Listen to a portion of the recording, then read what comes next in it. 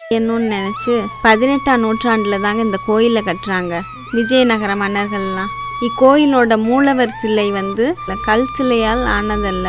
இது மண் மற்றும் மணலால் செஞ்சது தான். அம்மனோட மேல் பல்வேறு மருத்துவ குணமிக்க மூலிகை தான் பூசியிருக்காங்க.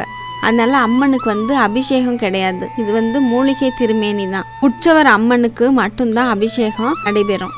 இது அம்மன் எப்படி இருக்காங்கன்னு பார்த்தீங்கன்னா 8 கைகளோட கர்ப்பக்குடையின் கீழே 3 அசுரர்களின் தலைகளை தன் காலால் மிதித்து அமர்ந்த கோலத்தில் தான் அன்னை காட்சி தருகிறாங்க. இங்கே நமக்காக அன்னை பச்சை பட்னி விரதம் அப்படின்னு சொல்லிட்டு இருக்காங்க நம்ம அன்னை.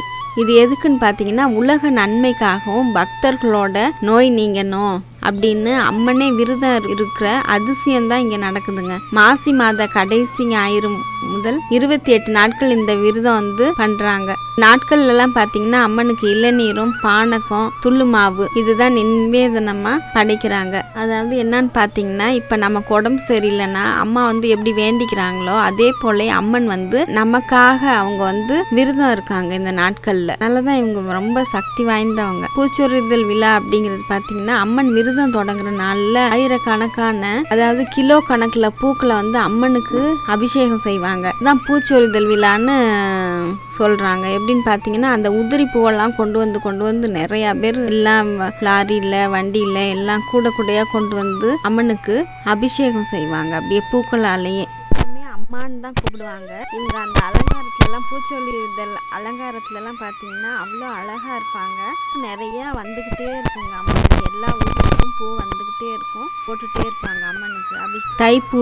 தைப்பூசத்தில் எல்லாம் எடுத்துட்டு வருவாங்க. தைப்பூசத்தன்னைக்கு கொள்ளிட கரையில் தீர்த்தவாரி நடைபெறுங்க. அப்போ ஸ்ரீரங்கம் ரெங்கநாதர் இவர் அன்னை இப்போ அன்னை தங்கச்சிக்கெல்லாம் சீர் கொடுப்பாங்கல்ல, அதே போலயே இவரும் அன்னைங்கிறதுனால அவங்க தங்கச்சியான மாரியம்மனுக்கு பட்டுப்புடவை மற்றும் சீர் வரிசையெல்லாம் அந்த ரெங்கநாதர் கோயிலேருந்து இங்கே கொடுப்பாங்கங்க. இது ரொம்ப நல்லா இருக்கும். இந்த இது சீர் கொடுக்குற நிகழ்வு இது மிகவும் பிரபலமாக இருக்கும்.